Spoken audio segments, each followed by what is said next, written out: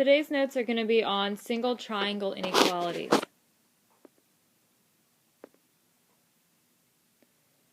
In a triangle, out of the three sides, the smallest side is always across from the smallest angle.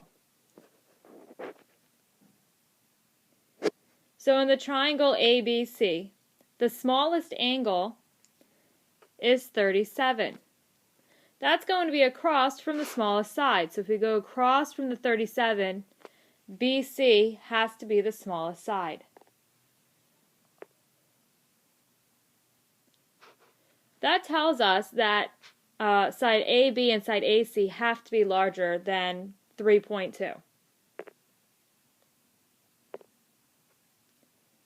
The largest angle is always across from the largest side. So in the case of ABC, 89 is the largest angle. So opposite of 89 is side AC. This has to be the largest side.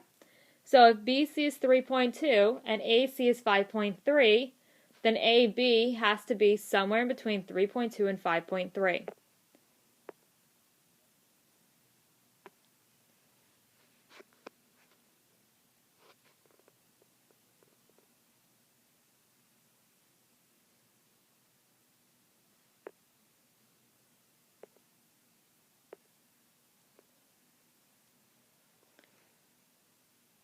This also works in the reverse. In this triangle ABC, we have side AB is 4, side AC is 5, and side BC is 6. So we can use the sides to place the angles in order from least to greatest. The smallest side is 4. Opposite of that is angle C. So angle C has to be the smallest angle. The next smallest side is 5. Opposite of that is angle B. So angle B has to be the next smallest angle. A is going to have to be the largest angle because it's opposite of the largest side. So from least to greatest, the angles in this triangle go CBA.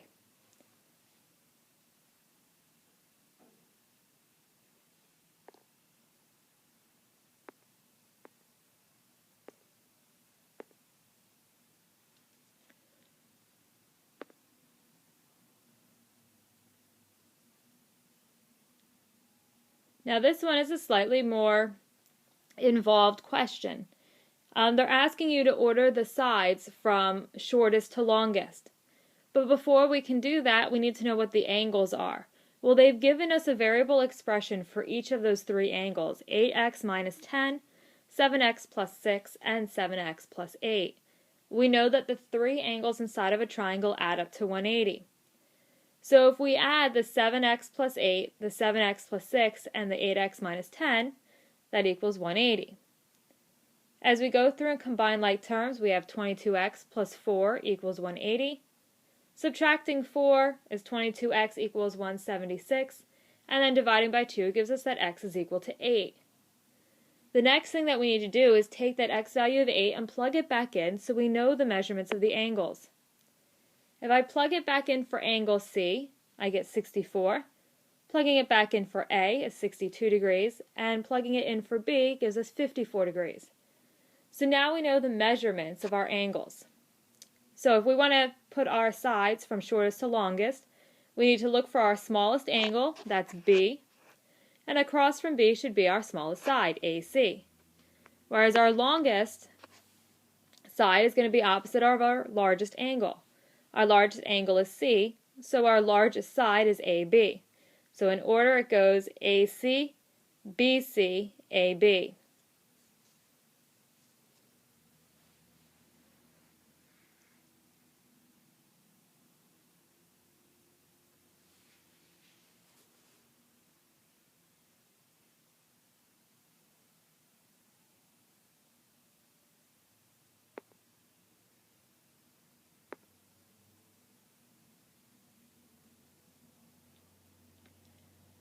How this works, you can use this in a proof. It's called the triangle inequality theorem, and you can use this just to compare the different angles to the different sides.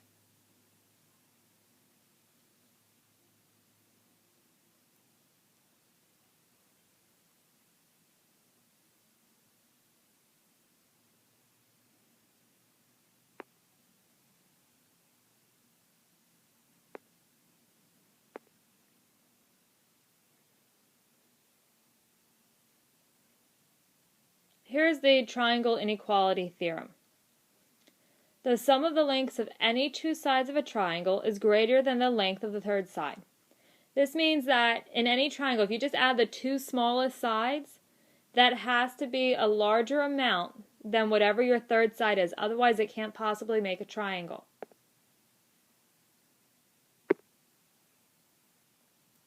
Okay, so here we don't have the actual measurements written in, but if you look at side AB, we're just calling it C. And let's say the measurement of BC is A and the measurement of AC is B. Well, no matter what two I add together, that always has to be a greater amount than the third side. So if I add A and B together, that has to be bigger than C. If I add A and C together, it has to be bigger than B. And if I add B and C together, it has to be greater than A. Again, the shortcut to this is just to add the two smallest ones. You don't have to add all of them. So in this example, it says determine if it's possible to draw a triangle with sides measuring 12, 11, and 17. The two smallest numbers there are 12 and 11. If I add 12 and 11, I get 23. That sum is greater than the third side of 17. So yes, this does make a triangle.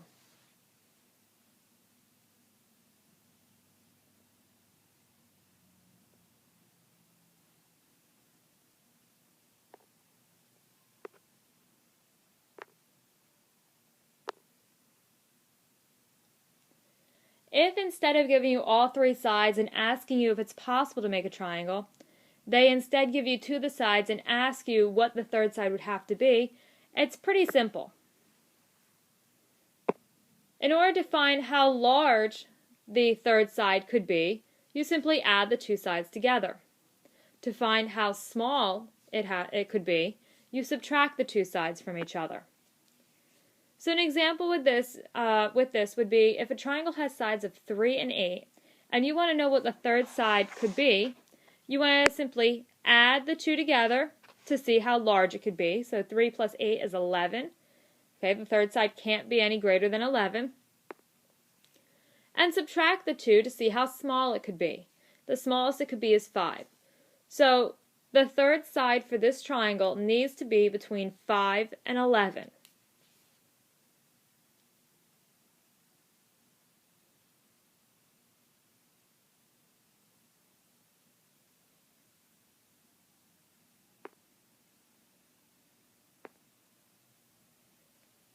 Now for an example of trying to determine whether it makes a triangle based on a coordinate plane. So they could give you 3 coordinates for your triangle to be at. Maybe they'll tell you that A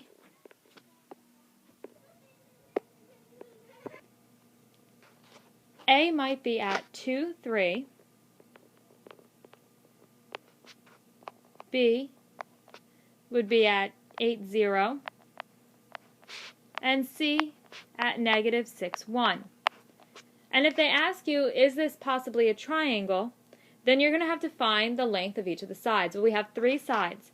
We have side AB, side BC, and side AC.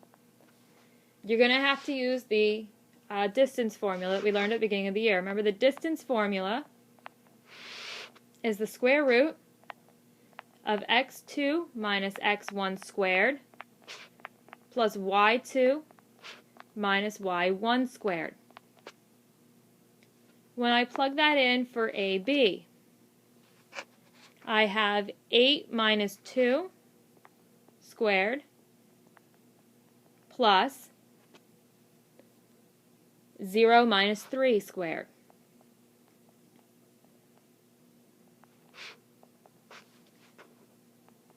8 minus 2 is 6, squared is 36. 0 minus 3 is negative 3, squared is 9. So that gives me the square root of 45. At this point, you can go ahead and just type that into a calculator. So you'd hit the square root of 45, and you'll get that it's approximately 6.7. You can just round it off to one place. That'll be good enough for these problems. BC. When we plug that into the formula, we have negative 6 minus 8 squared plus 1 minus 0 squared. Negative 6 minus 8 is negative 14. Squaring that is 196. 1 minus 0 is 1. Squared is 1. So that gives us a square root of 197.